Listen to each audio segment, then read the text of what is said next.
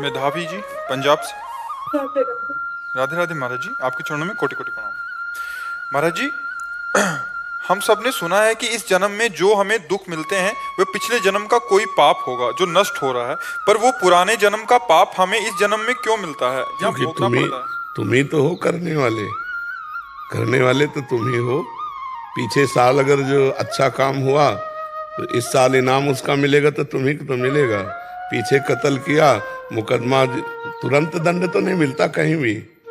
भारत में ही देखो, इसी मृत्यु लोक में देखो, 20-20 साल मुकदमा लड़ते हैं, इसके बाद सजा होती नहीं होती। तो भागवतिक बहुत बड़ा शासन काल है भगवान का। अब कितने जन्मों से हम जो जो करते चले आ रहे उसका हिसाब हम ही को भोगना पड़ेगा, क्योंकि शरीर भले बदल दिए हैं तो हम ही, तो भोगना तो पड़ेगा ही।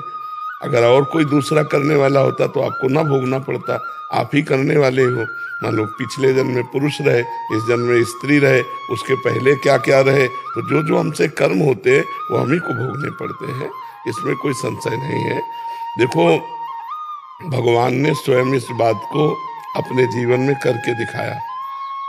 रामावतार में छुप करके बाली को मारा, तो वही व्याध बन करके श्री कृष्णावतार में अंतिम समय भगवान के चरणों में मारा। तो भगवान ने लीला करके दिखाया कि जो कुछ कर्म किया जाता है उसका फल भोगना ही पड़ता है। रामावतार पिछला जन्म, इस जन्म कृष्णावतार, तो देखो हुआ ना उसमें आकर के। तो हम लोग जीव हैं, जब ईश्वर अवतार लेते हैं तो ऐसी लीला करके दिखाते हैं, तो हमारे द्वारा जो कर्म होता है वो हमें भोगना पड़ता है, चाहे जितने जन्म के बाद मिले वो भोगना पड़ेगा।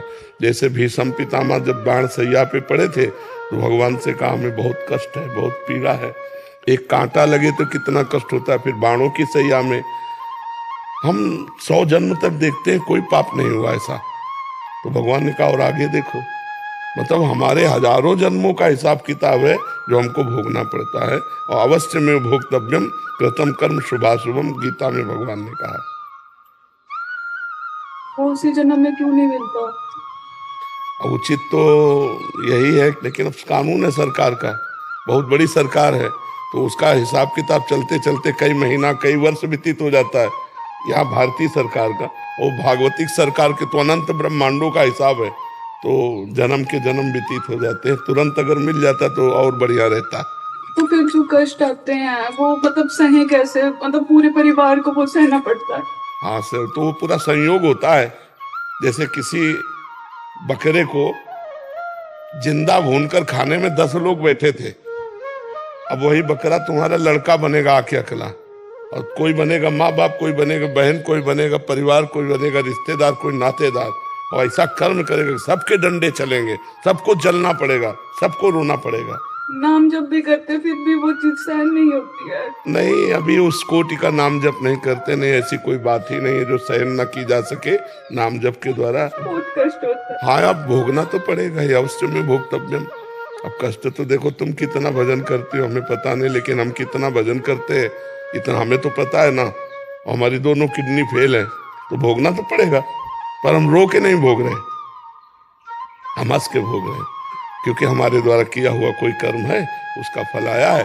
भगवान का भजन करते हुए मुस्कुरा के भोग रहे हैं। अब तुम कमजोर हो तो रो के भोग रहे हो।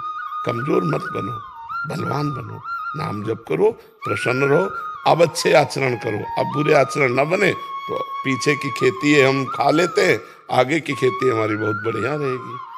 देखो कैसे कैसे लोग पापाचरण करते हैं। लगता है कि भगवान बहुत हमें दंड दे, एक गर्भस्थ शिशु की हत्या करा देना। आप लोग अपने में विचार करो, क्या ये पाप नहीं करते? गृहस्थी में गर्भ हत्या करा दी, वो भी तो जीव था, वो भी तो तुम्हारा लाला या लाली थी, तुमने मरवा दिया। अब उसका जब कर्म परिणाम आएगा, ऐसे कितने पाप है कि आप लोग करते हैं जिनको पता ही नहीं कि हम पाप कर रहे हैं। कोई माता को दुख होता है, अगर उसका बच्चा आंगन में खेलता हो, कोई एक चाटा मार दे तो टूट पड़ेगी, और अपने गर्भस्थ गर्भ रूपी आंगन में बच्चे को वो स्वयं नष्ट करवा रही। अब बताओ, क्या ये भ्रूण हत्या, गर्भ हत्या पाप नहीं है? महापाप है। कहाँ मान रहे हो? क्या किसी जीव को काट कर, उसके अंग अंग काट कर उबाल कर खाना पाप नहीं है? क्या अंडे में बच्चा नहीं पैदा होता? ये खा रहे हैं, वो खा रहे हैं, बनवा तो ये सबका पाप का जो परिणाम आएगा तो रोना तो पड़ेगा ही, भोगना तो पड़ेगा। फिर गाली दो नहीं, उसका हिसाब राई पाई बिल्कुल बराबर होता है जी।